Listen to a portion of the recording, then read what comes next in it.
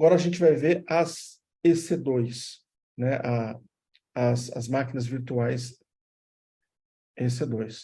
Então, o que é o EC2, né? O EC2 é o Elastic Compute Cloud, né? EC ao quadrado, né? O CC, o Compute Cloud. Então, o EC2 é a solução aí de servidores virtuais, né? Em nuvem, né? Da AWS, que é o que eu diria que a gente está muito, né? Assim, a gente está muito avançado em cloud, né? Tem muita empresa usando cloud, mas eu digo que esse muito usando cloud é muito isso, é muito tirar aqui o bare metal aqui debaixo da mesa, né? O seu servidor que fica debaixo da mesa, uma brincadeira, né? Mas pegar aqui e colocar na nuvem, né? Então tem muito disso, né? Muitas empresas fizeram isso.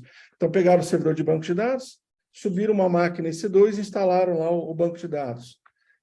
Pegaram o servidor web, criaram uma máquina virtual e instalaram lá o serviço, o software de web server. Então, tem muito disso, né?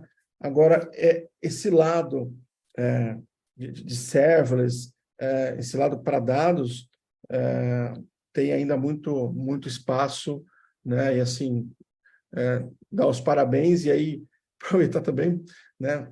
Vocês estão começando o ano bem com conhecimento, né? Super atual, né? Onde as demandas vão crescer certamente, né?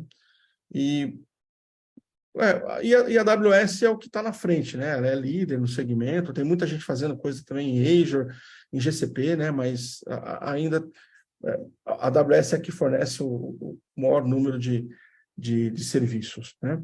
Bom, então voltando aqui a EC2, né? Então, essas máquinas virtuais é como se a gente usasse um VMware, né? Um VirtualBox, né? Só que isso tá em nuvem, né? Então, você tem ali, né? Você suporta Windows, Linux e macOS como sistema operacional. Então, você pode montar máquinas, né? Se eu não me engano, são mais de 70 tipos de configuração que você pode ter nessas máquinas virtuais. Desde tipo de memória RAM, tipo de disco, né, magnético, SSD, aí tem os SD de geração 1, geração 2, os processadores, tem os processadores voltados para performance. Então, assim, são mais de 70 tipos de configuração dessas máquinas virtuais, né? Aí usando Windows, Linux ou Mac, né? Só que precisa compilar coisa em Mac por conta do iPhone, né? Ou até mesmo por conta do sistema, né? De algum desenvolvimento de aplicação, usa Mac. Então, também a gente tem ali, tem um conteúdo também bacana que fala de estratégia de otimização de custo para EC2, novos lançamentos, features. É legal também vocês darem uma olhada, tá? E o caso de uso aqui, eu vou estar provisionando essas duas máquinas, tá? Então, aqui não tem como eu, né, ter um ambiente serverless, eu preciso de uma máquina. E aqui eu poderia, de novo, tá, gente? Poderia estar usando a minha máquina aqui para isso, tá? Mas aí, por uma questão, né, de fluir, que o treinamento flua melhor, não tem aqui uns gaps, né? Então, eu optei por ter essas duas máquinas para poder fazer as instalações das coisas que, né? Por exemplo, o Hop, eu vou usar muito o Windows, no Linux eu vou usar ali o Airflow, a parte do Docker, tá? Então, eu optei para a gente ter uma fluidez melhor nessas máquinas. Mas vocês podem estar usando as máquinas locais de vocês, tá? Bom, então, vamos lá. A gente vai vir já para fazer aqui um primeiro lab aqui.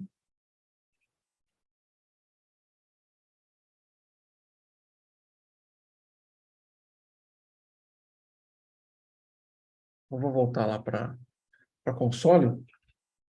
Bom, então aqui, gente, deixa eu voltar aqui para console home e a partir daqui eu lançar os outros serviços. Bom, então a gente tem aqui, ó, EC2, tá? Aqui em Service, você pode acessar esse console home, né? Ele traz ali os mais recentes, né? Você pode também pesquisar aqui, sei lá, um serviço que você quer não está aqui. Você pode vir aqui, EC2, ele vai listar, você vai, no caso aqui eu vou clicar abrindo outra aba.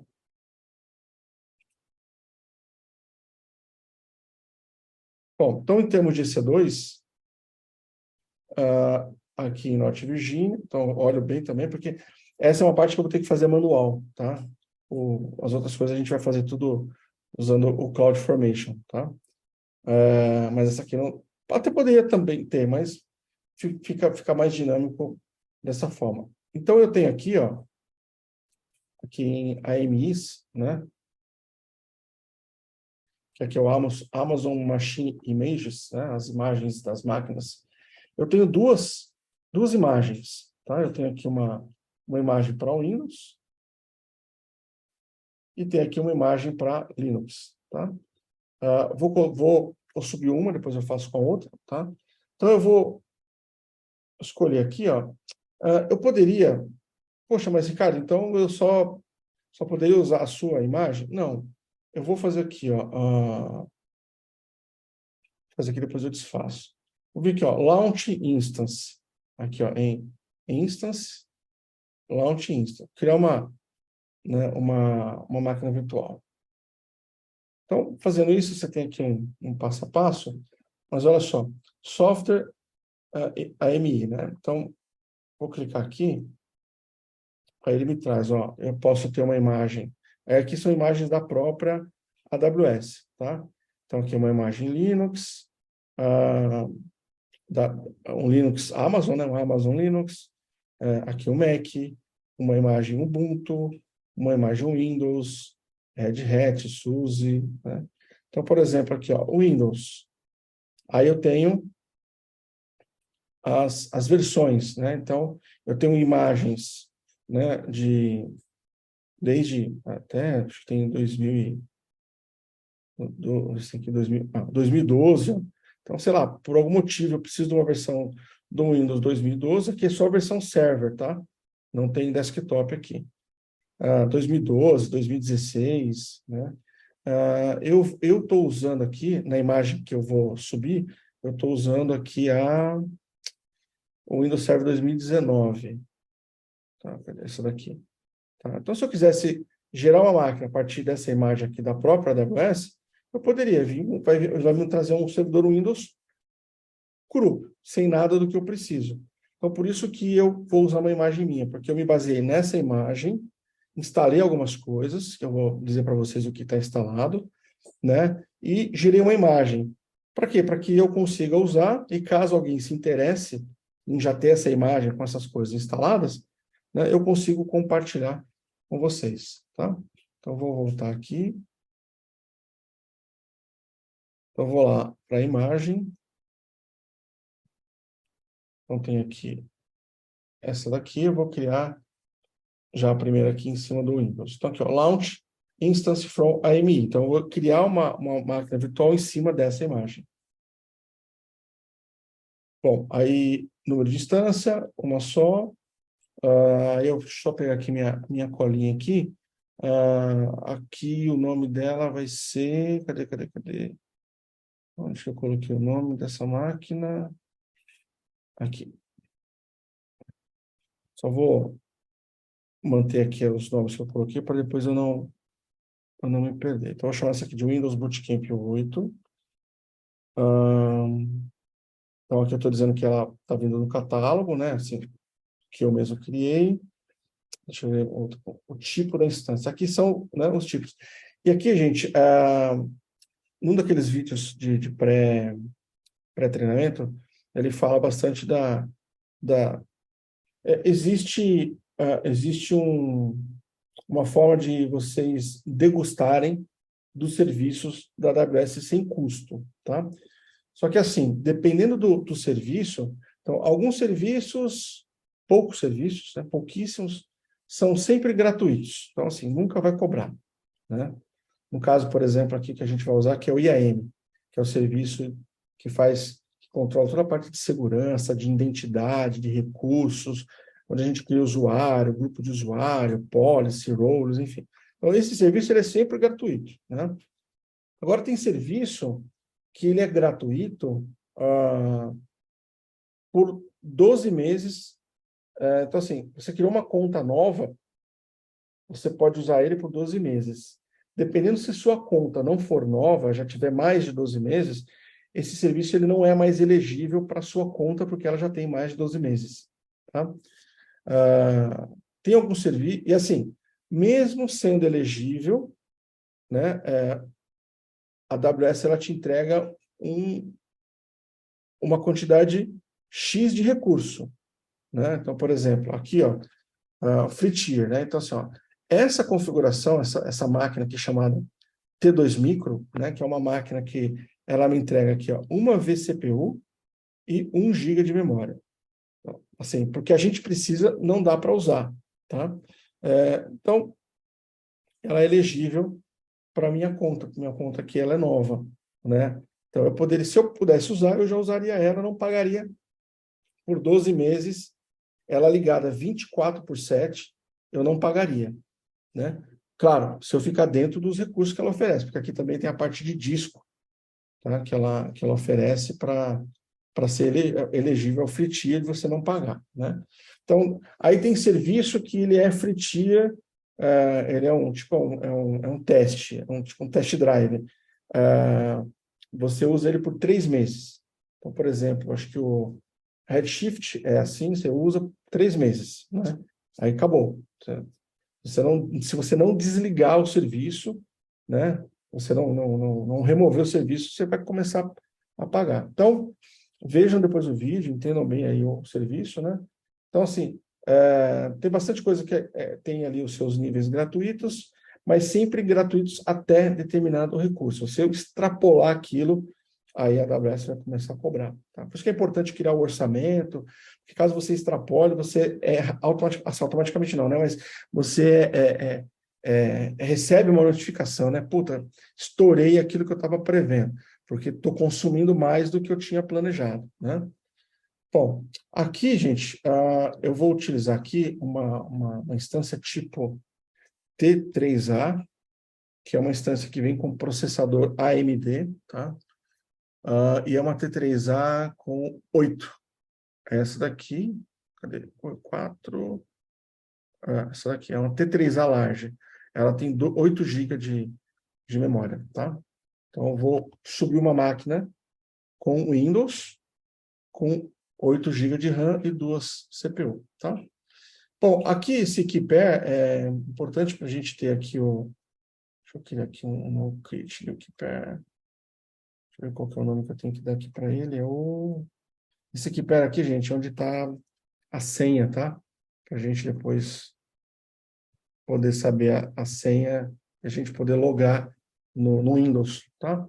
Então, estou criando aqui um Keeper chamado, com esse nome aqui.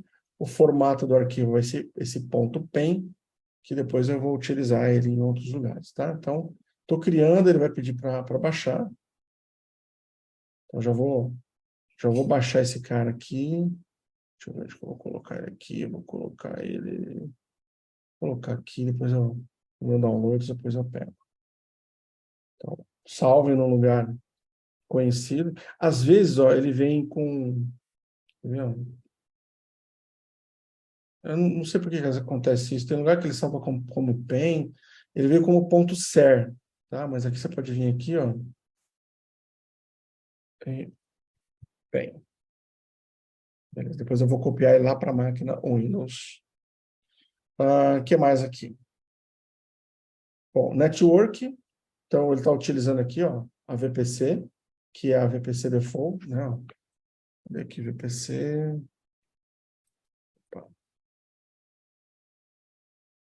É a única VPC que eu tenho, né? Mas só para a gente pegar aqui o ID. Ó, é a final B48, final B48, tá? Não tenho preferência de subnet, pode ser qualquer subnet. Aqui, ó, Create Security Group ou usar um Security Group existente. Eu vou usar um que já existe. Vou usar o que já está atrelado à VPC. Porque o Security Group, gente, é como se fosse um firewall, tá? É ali depois que eu vou ter que dizer para ele permitir eu conectar o Windows via protocolo RDP, tá? Que é a porta 549, acho que é isso. Bom, eu vou configurar depois, né? A gente confirma. Então, eu vou usar um Security Group existente, que é o da VPC, da VPC Default. A imagem já trouxe 50 GB, tá? Então, eu não mexo porque é o que eu preciso. Então, essa máquina ela não é elegível por conta do tipo da instância e pelo disco. Se eu não me engano, nível elegível, ele traz até 30 GB. Tá? Aqui, ó, até 30 GB, dependendo da máquina também, né? Free tier, tá? Nível gratuito. Advanced Details. Isso aqui eu não preciso fazer nada. Shutdown. Aqui, ó. Eu costumo fazer essa configuração aqui, gente. É o seguinte, ó. Termination Protection. Então, para evitar de eu terminar essa instância sem querer e, putz, perdi o que eu tinha, porque, meu, se der um terminate na instância, acabou. Você não consegue recuperar. Apesar que hoje tem a Recycle Bean, mas, assim, é perigoso. Então, eu venho aqui, ó, dou um Enable, que é mesmo que eu queira terminar, eu não consigo. Eu tenho que entrar, desabilitar a Termination Protection, aí sim eu consigo terminar ela, tá? O resto aqui não tem nada, configuração, beleza. Então vamos ver aqui se ele toma o T3 a laje, o file sobre default, 50 GB, beleza. Vou dar aqui um launch, já está configurada, vou colocar ela no ar. Então já tá subindo, viu? Ó, já está em running. Bom, aí é o seguinte, gente, eu vou... deixa eu ver se já está aqui. Cadê? Olha só. Essas máquinas, principalmente a Windows, né? Eu vou ter que, todo encontro, eu vou ter que ficar conectando, né? Então, cada hora que eu subo, né? Cada vez que eu startar ela, então, terminou a aula hoje, eu vou stopar, aí na quinta eu vou startar de novo. Cada vez que eu starto, ela vai me trazer um IP público diferente. Puxa, isso, assim, vai me incomodar. Toda hora eu vou ter que entrar aqui na minha configuração da RDP, alterar IP, salvar e conectar, né? Então, assim, para não ter esse estresse, tem um recurso legal aqui que é o Elastic IP. O Elastic IP, que também está na parte aqui de EC2, aqui, ó, Elastic IPs, você consegue provisionar, né, IPs. Então, eu já provisionei 2 IPs, né? Provisionei aqui ele vai te dar um IP, né? Provisionei aqui um IP público, né? 18, né? 211.187.252, que eu chamei de Windows. Eu vou atrelar esse IP para essa máquina Windows. Apesar de ela já estar com um IP público, mas é um IP público aleatório. Se eu desligar e ligar de novo, ela vai trazer outro IP. Então, para não ter essa toda hora mudança, eu vou usar em configuração aqui o IP, aí vou ter que ficar alterando. Então, assim, vai me atrapalhar. Então, aloquei 2 IPs públicos, uma que eu vou usar no Windows e outra que eu vou usar no Linux, tá? Então, eu venho aqui, ó, seleciono aqui esse IP e vou fazer aqui um associate com a instância Windows. Então, ó, aqui ele estava como... Deixa eu voltar, só para a gente pegar aqui. EC2. Ó, essa instância que já está no ar, ela está com o IP, ó, 3222. Então, eu vou trocar. Vou colocar esse 18 alguma coisa aqui. Beleza. Aí eu volto aqui. Dá um refresh aqui. Você já alterou. Tá lá. Ó, 18.221. Tá? Então, isso aqui não vai mudar até eu desalocar, né? Ou excluir a máquina, tá? Então, eu fiz isso. Depois eu vou fazer isso também pro Linux, tá? Bom, então eu vou pegar esse cara aqui, ó. Vou até conectar aqui para vocês verem. Cadê o meu? Aqui o meu software de RDP, conectado em outra máquina. 3389, né? É isso aí, Cássio. É 3389? Certeza. Então, vamos lá. Ó, então, eu tenho aqui no caso aqui, como eu estou usando o Mac, eu tenho esse aplicativo do macOS, né? Mas o Windows também tem o Remote Desktop, né? Então, eu vou clicar aqui para eu configurar o IP. Tá? Esse IP, vou salvar. Vamos ver o que vai acontecer. Ou o que não vai acontecer. Então, eu estou da minha máquina, né, física, estou conectando essa máquina ao Windows, né, usando o Remote Desktop. Não conectou. Vamos dar uma olhadinha aqui. Por que não conectou? Porque no Security Group dessa máquina, que aí eu consigo vir por aqui, ó. É isso aí, Carlão. No Security Group, eu vou abrir aqui o Security Group. No Inbound Rules, que é o que entra na máquina, né? Então, ela está fechada. Não, se eu vir aqui, ó, é só o tráfego interno, né? Então, eu estou de fora. Então, eu, na minha máquina, como IP, eu quero acessar essa máquina. Então, eu tenho que vir aqui, ó, Edit Bound, dar um Add Rule, achar aqui o... Cadê aqui o... Aqui, o RDP. Ô, Cássio, desculpa eu ter duvidado, cara. Isso é 3389. Não sei porque era 5 alguma coisa, mas beleza. E aí eu vou colocar o meu IP aqui, ó. My IP. Então, esse é o meu IP. Isso é uma coisa que não é sempre, mas às vezes acaba, sei lá, às vezes quando eu desligo o meu roteador, aí ele pega o IP novo, né? Então, esse é um cara que às vezes precisa atualizar. Geralmente, quando dá aquele erro, eu já sei que é isso.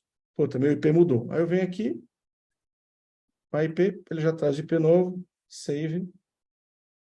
Então, eu liberei lá no firewall da minha VPC Default, eu liberei o acesso desse IP, que é o meu IP.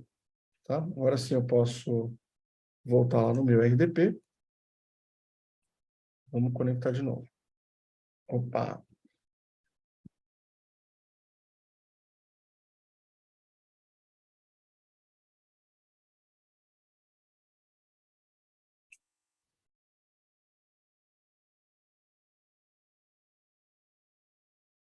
É o administrador, o usuário desse cara.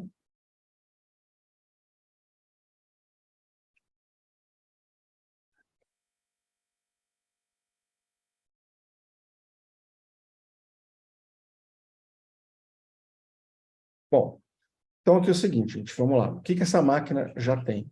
Tá? Então, essa máquina aí, ela já vem com o Visual Studio Code instalado. Tá aqui. Toda a parte de edição de código, aqui eu vou usar o Code para isso. Né? Então, assim, poxa, acho que isso não vai agregar ninguém, a gente fazer download do Visual Studio Code, né? Mas, enfim, se alguém depois tiver dúvida, me dá um alô.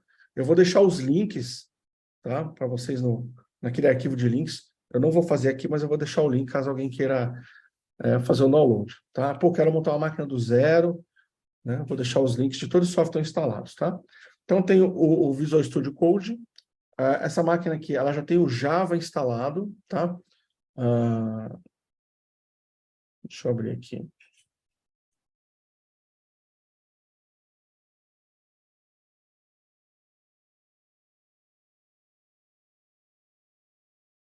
Então, aqui o Java já está instalado, aqui é o Java menos version.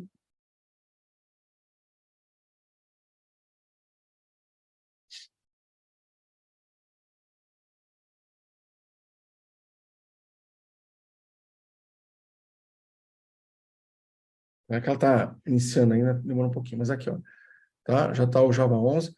Então, que importante, tá, gente? O Java ele é importante para o hop, tá? E a versão do hop que a gente vai usar, que é a 2.2, que é a versão que saiu, sei lá, 2 semanas atrás, eu acho, tá? Na verdade, desde da 2.1, tá? Ele já suporta o Java 11, tá? Então, não pode ser Java 8, não pode ser Java 17, tem que ser o Java 11, tá? E, assim, deem preferência para para o Java. Hoje a gente tem várias distribuições Java, né? Você tem o mais conhecido, que é da Oracle, mas você tem da própria Microsoft, você tem um JDK da Microsoft, você tem o OpenJDK, né? Eu estou aqui com o da Oracle, tá? Vou deixar também o link para vocês. Um outro software que a gente vou usar bastante aqui é o TheBeaver, tá? O TheBeaver, ele é uma ferramenta de query em banco de dados, tá? Uma ferramenta de query universal. Você conecta, não conectei todos, tá? Conectei alguns, mas tem ali conectores para praticamente todos os bancos relacionais, não relacionais. Então, é uma ferramenta, assim, quem não conhece, eu recomendo, é muito boa, né? Então, por exemplo, você está conectado nem a gente aqui vai estar, né? Vai estar conectado no Postgre, vai estar conectado no Athena e vai estar conectado no Redshift. Todos eles a gente faz isso via TheBeaver, tá? É o Open Source, tem uma versão Enterprise, mas a versão Open Source atende de boa, tá? A gente tem um outro utilitário aqui, que é o S3 Browser. À medida que a gente for utilizando, eu volto a falar deles, tá? Só estou dando uma passada no que tem instalado na máquina. O S3 Browser, a gente vai usar aqui em um determinado momento do curso, assim, navegar no S3 pela console da AWS é muito ruim, tá? Então, a gente vai ver que tem um outro software que facilita essa navegação, tá? A gente já tem instalado também o CLI da AWS, que é o utilitário de linha de comando, onde a gente vai fazer algumas coisas via linha de comando, interagindo com a API dos serviços da AWS, tá? Esse cara também já está instalado. Eu só vou depois fazer a configuração da credencial, tá? Mas o software já está instalado. O Power BI, vocês estão vendo aqui, a gente vai usar tanto o Power BI quanto o QuickSight para trazer um pouco de data viz para essa solução, né? A gente vai usar bastante o Git, né? Para parte de DevOps, né? Versionamento e o GitHub, né? Para servidor remoto, né? E vamos usar o GitHub Actions para a parte de CI e CD, para a parte de integração contínua, tá? Então, é um negócio bem legal, gente. Assim, vocês vendo tudo isso aí depois se encaixando, assim, parece até uma obra de arte, né? É muito, muito legal ver tudo isso indo se encaixar, né? E um cara que é um cara que eu estou usando recentemente, foi até uma indicação de um aluno numa edição anterior, que é o MOBA Xterm. O MOBA Xterm é um utilitário de terminal, né? Assim, vai chegar uma hora que eu vou ter que abrir vários terminais, né? Terminal para executar subir a UI do Airflow, para subir o motor de processamento do Airflow, para subir o hop server. Então, assim, vou ter que estar com uns 3, 4 terminais abertos e ficar trabalhando, mesmo com o Git Bash, né, que é esse carinha que eu estou aqui, que ele traz um ambiente Linux para o Windows, né? Fica muito difícil, toda hora tem que ficar digitando senha. Então, esse cara, ele é open source, ele é muito legal. Tá? Tô adorando trabalhar com ele. A gente vai ver aqui. Então, todos esses softwares que estão instalados, eu vou deixar depois para vocês o link também, junto lá com o conteúdo da aula, já a partir de amanhã, tá? Caso vocês queiram montar um ambiente do zero, vocês saibam de onde baixar os softwares, tá bom? Que mais? Deixa eu ver se tem mais alguma coisa aqui. Bom, eu já vou copiar aquele meu ponto. Cadê meu ponto pen? Que é o meu keeper. Esse cara aqui. Deixa eu dar um copy nele. Deixa eu só ver que máquina que eu estou aqui. Tá. É que eu estou com uma outra VM aqui de contingência, né? Só para não copiar no lugar errado. Então, eu vou vir aqui e vou gravar isso aqui. Porque depois, na hora que eu for usar o MOBA Xterm, eu preciso dessa chave para poder conectar o Linux. Então, eu vou gravar aqui no Documents. Beleza. Então, já coloquei lá na minha máquina virtual. Tá? Bom, vamos ver se faltou mais alguma coisa aqui. Que horas são? 8h20. Então, já setei, configurei, beleza.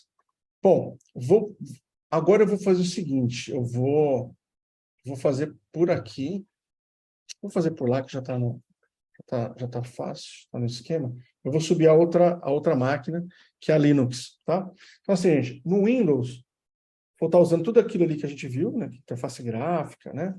E no Linux, a gente vai estar usando ali o Airflow, tá? A gente vai ver aqui como trabalhar com Airflow, sendo a nossa camada né, o nosso serviço de scheduler, tá? Para uma execução long-lived, short-lived.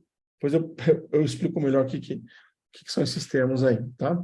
Bom, então aqui também é o mesmo esquema, eu vou ali no meu AMIs, eu tenho aqui a máquina Linux, vou fazer aqui aqui também é o mesmo esquema, né? Podia ter baixar uma máquina, lá, uma Amazon Linux, uma Ubuntu, uma SUSE, né? Mas esse cara aqui ele está usando uma Ubuntu como base, tá? Então a imagem base é um Ubuntu 20.04, tá? Um server 20.04.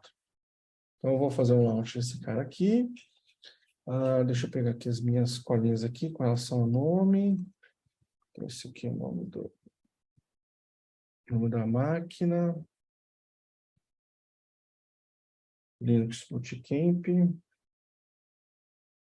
Então, uma imagem que eu montei. Aqui também eu vou utilizar aqui uma T3A, mas não de 8, de 4. Cadê? Opa. T3A. Essa aqui, T3A Medium. Essa aqui é a T3A Medium.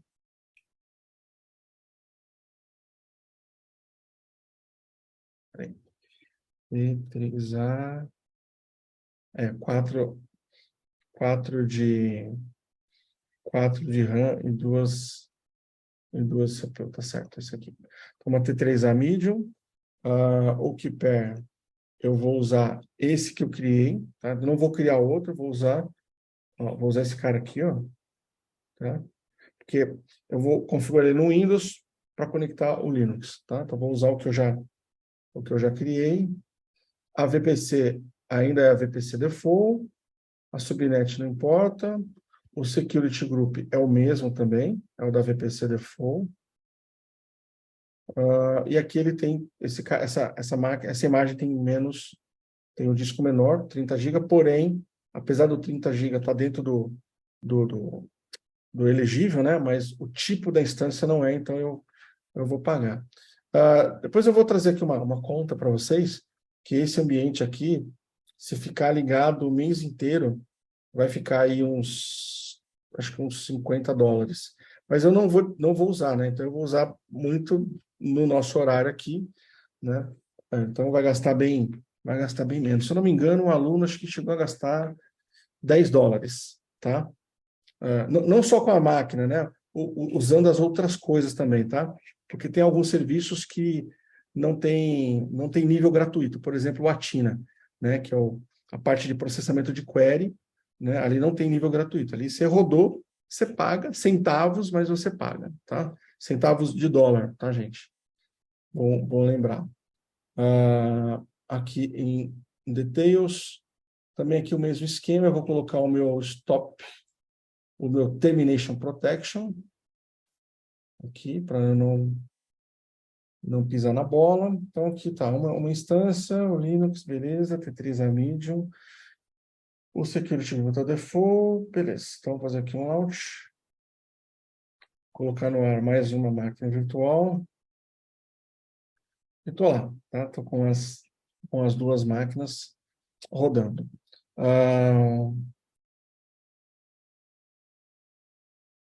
Vou associar o meu IP. Então, vou pegar aquele outro IP. Cadê aqui o meu? Aqui. Então, tem esse IP aqui, ó, o 23, né? O 18 já está pro Windows. Esse aqui eu vou colocar pro Linux. Então, vou fazer aqui um associate. Aqui ele me traz as duas instâncias, né? Aqui o Linux e associate. Muito bem. Então, eu estou aqui com o Linux, com o IP 23, usando o Elastic IP. Então, isso aqui não vai mudar. Eu vou até o final do curso com esses IPs, tá? Ah,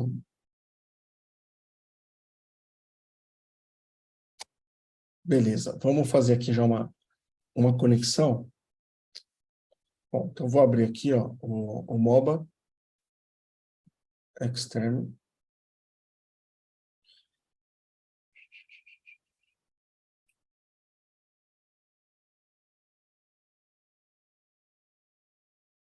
Beleza. Aí eu vou criar aqui uma conexão. Deixa eu chamar aqui. Se é isso aqui mesmo. Não, local não. Tenho que criar aqui.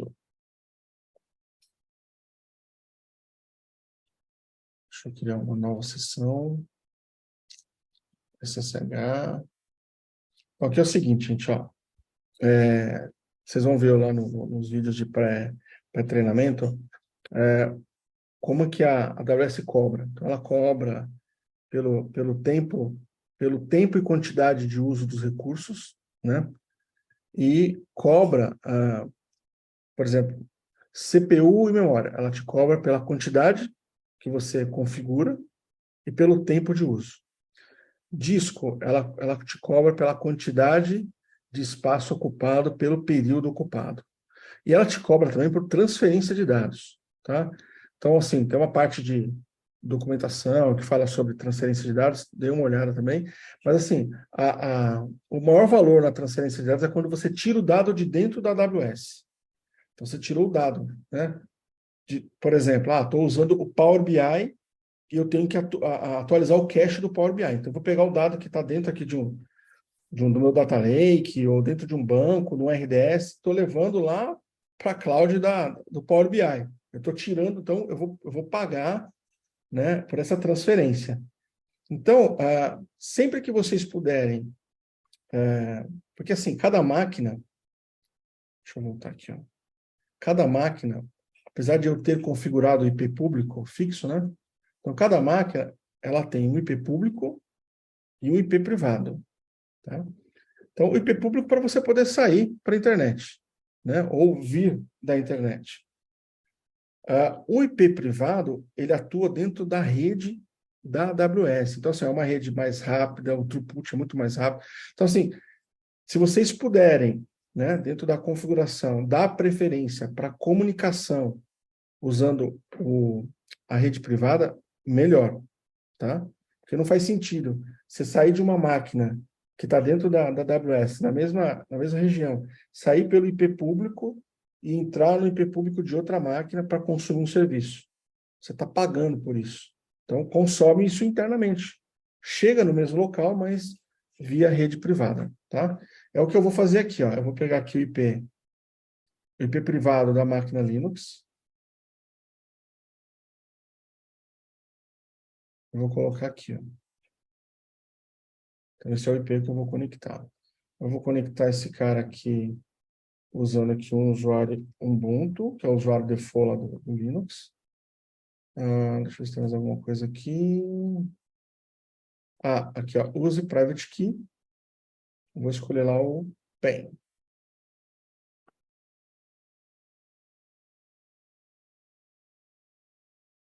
Já deixei ele no Documents, que já cai direto ali. Com isso, eu não preciso ficar digitando toda hora a credencial, né? Beleza, depois eu renomeio. Accept, para ver se ele vai configurar.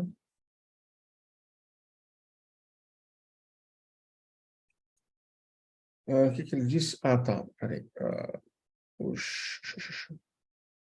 Esse cara aqui. Peraí. Yes. Deixa eu só acertar esses. Edit session. Esse cara não tem X11.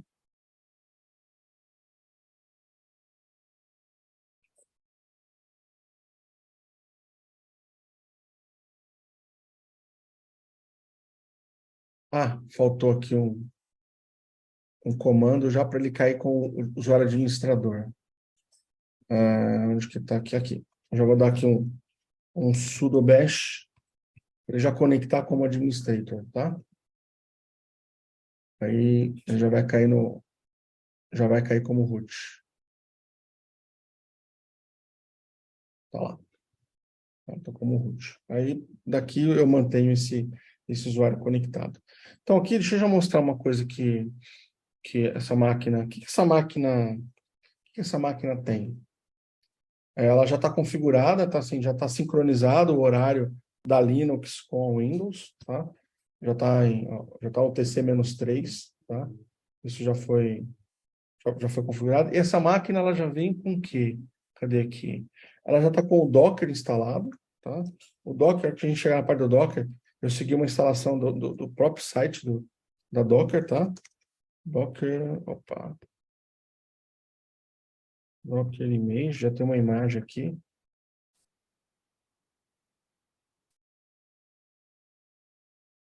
Estou achando um pouco lento essa máquina. Será que acho que é o horário? Já tem o Hello World, né, que faz parte da instalação para saber se a instalação e configuração do Docker, né, deu bom. Então tem o Docker, ela tem o CLI também, tá? Que a gente precisa depois configurar aqui a credencial AWS. Bom, é isso que ela vem instalado, tá? A gente vai instalar aqui o Airflow, a gente vai configurar aqui vai buildar aqui uma imagem Docker para utilizar para subir o hop com o hop server e o hop run, para a gente fazer long e short lived de execuções, vou falar mais depois sobre isso, tá? Eu acho que com relação à parte do Linux, é isso aqui, gente. Deixa eu ver aqui. Bom, que horas são? Que horas são? 8h30. Vamos estender um pouquinho, tá? Então, a referência é 2h30, tá? Mas eu precisava, segundo meu planejamento aqui, eu precisava atingir mais um ponto aqui do treinamento, tá? Que é o seguinte, bom, deixa eu voltar lá para o slide. Cadê o slide? Aqui. Bom, então, o que a gente viu aqui foi a configuração das EC2, né? Então, assim, eu estou reforçando, né? Para vocês que isso não é necessário, tá? Usar as EC2 para desenvolvimento não é necessário. Então, tudo que eu vou fazer na EC2, vocês podem estar fazendo nas máquinas locais. Então, a utilização da EC2 foi uma opção minha para a gente ter uma fluidez melhor com a execução dos exercícios, tá bom? Tudo bem, gente? Até aqui, C2, essa parte do início, né? Então, montei o meu ambiente ali de desenvolvimento para começar a desenvolver. Uma dúvida, pergunta? Pelo menos ali, então, um ok, por favor. Deixa eu ver aqui. Bom, deixa eu ver aqui, porque já tem umas perguntas aqui. Peraí. A Evelyn... Professor, eu não entendi como que você determina o que vira... Por exemplo, o que virá.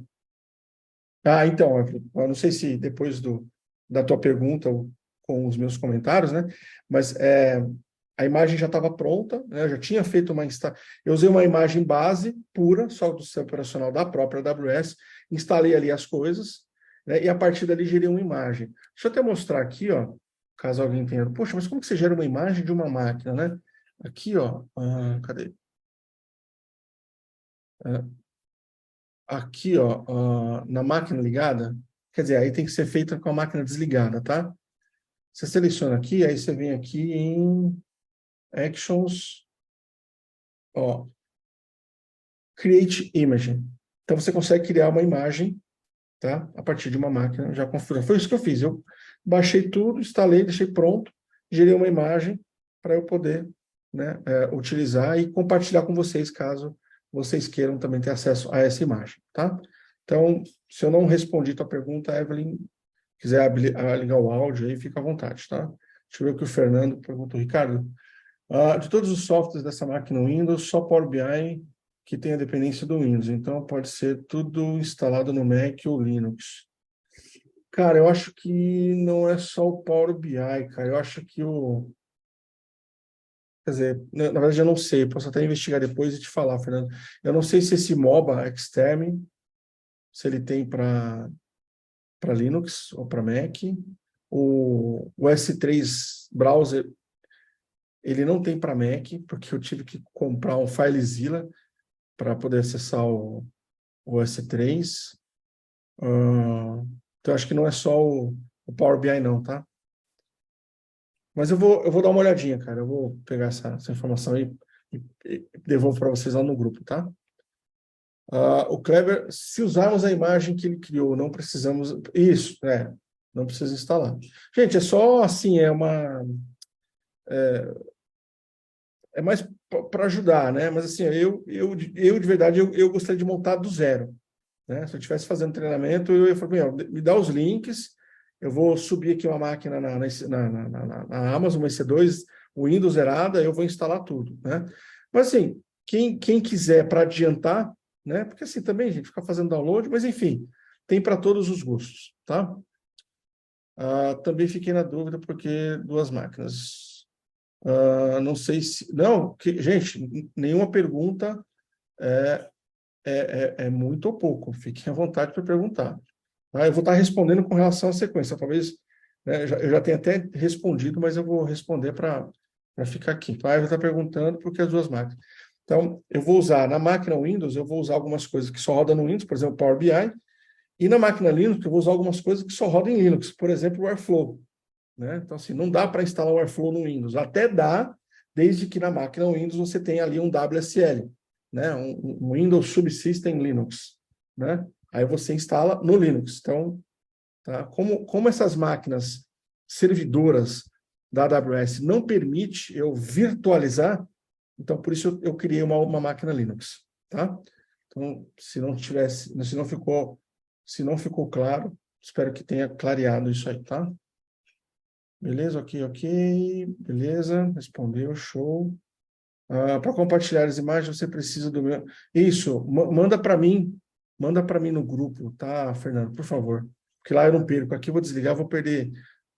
Tudo bem, vou salvar o chat depois, mas eu tenho que ir aí, abrir o arquivo lá, fica mais fácil.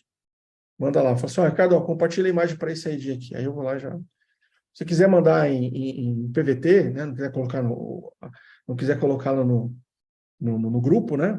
Pode mandar em PVT.